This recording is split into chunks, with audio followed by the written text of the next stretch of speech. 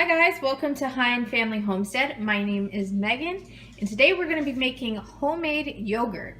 So here is what you're going to need. To start off, you'll need some milk. I've got half a gallon of organic milk here. Don't worry about using raw milk. We're going to be scalding it, so any nutritious properties you'd be getting from the raw milk are going to go right out the window once you heat it up. You are also going to need some pre-made yogurt with live active cultures. You will only need this pre-made yogurt the first time you make your yogurt. From here on out, we're going to use a bit of our previous batch to add. This kind was pretty intriguing to me. It's Bulgarian yogurt, and it had a lot of different kinds of probiotics, so I'm hoping it gives our yogurt a really delicious, complex flavor. You're also going to need a thermometer. I am just borrowing my husband's thermometer that he uses to brew beer, but any sort of meat thermometer or candy thermometer should work fine.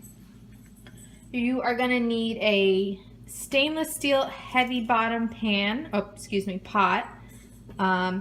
Heavy bottom is good because your milk is not going to burn as easily. We just want to scald it. We certainly don't want to scorch or burn it.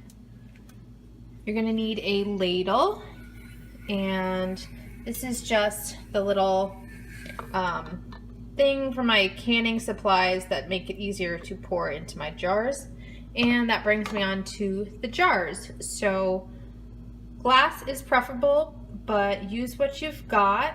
You'll need enough volume to fit the amount of milk that you're using, and 3 lids. I like these little plastic ones, especially in the fridge, but I only have 2 available, so I'm also using a traditional canning lid, and a tablespoon or teaspoon.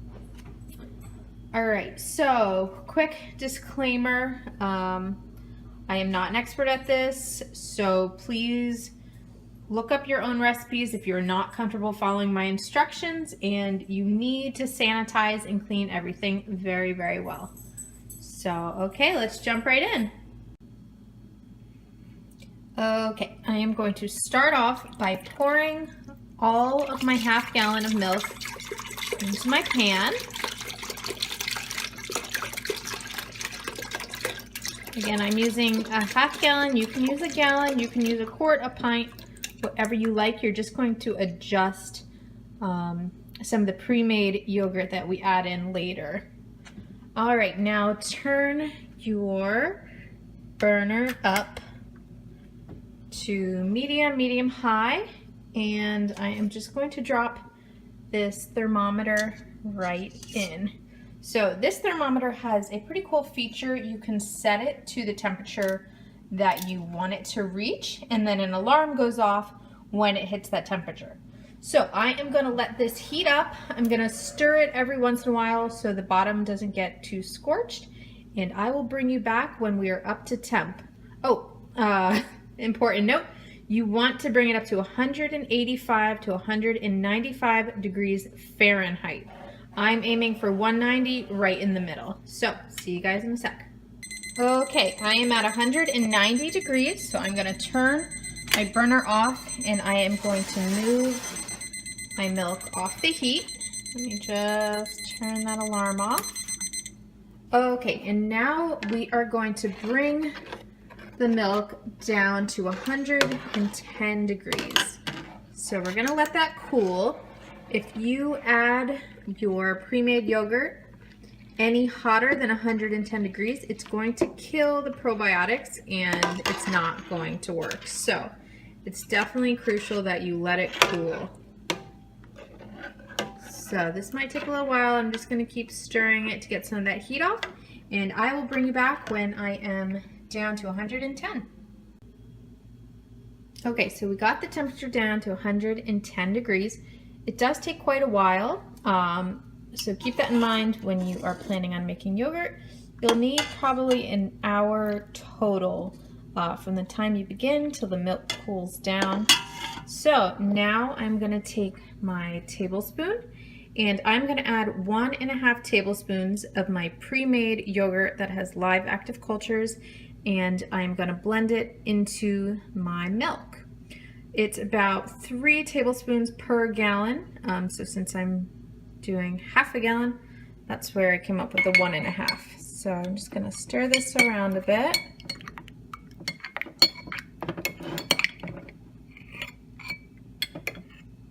Okay, and this does not have to be totally precise. So I'm gonna drop 1 tablespoon and just gonna eyeball another half or so. Let's see, that's about half. Ooh. All right, so now we are just going to mix this in really well. You can use a whisk. I'm just gonna mix it though.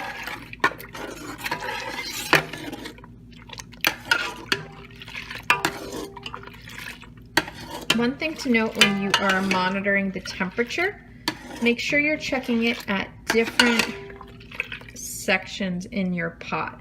So test it in all different areas just to make sure you don't have any hot spots, which could kill the probiotics.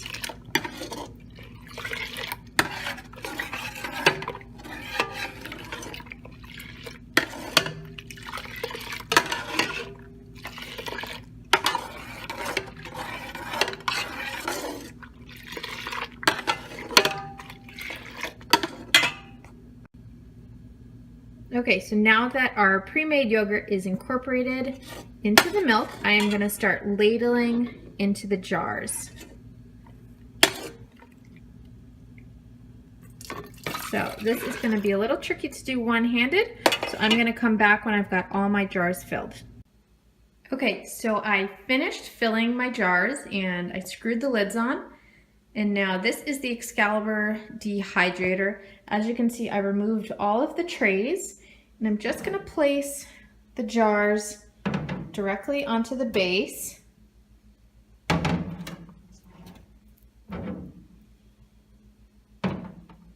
I'm going to put the lid on.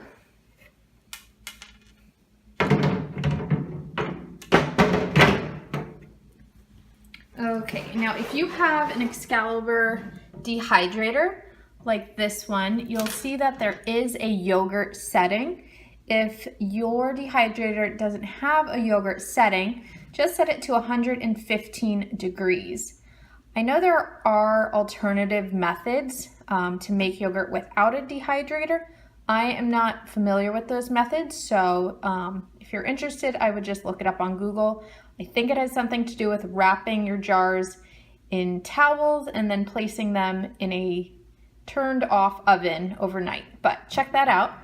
Anyway, I am going to set this to 115 degrees, which is the yogurt setting, and we are going to let this sit for 8 to 10 hours. So I will be back after that.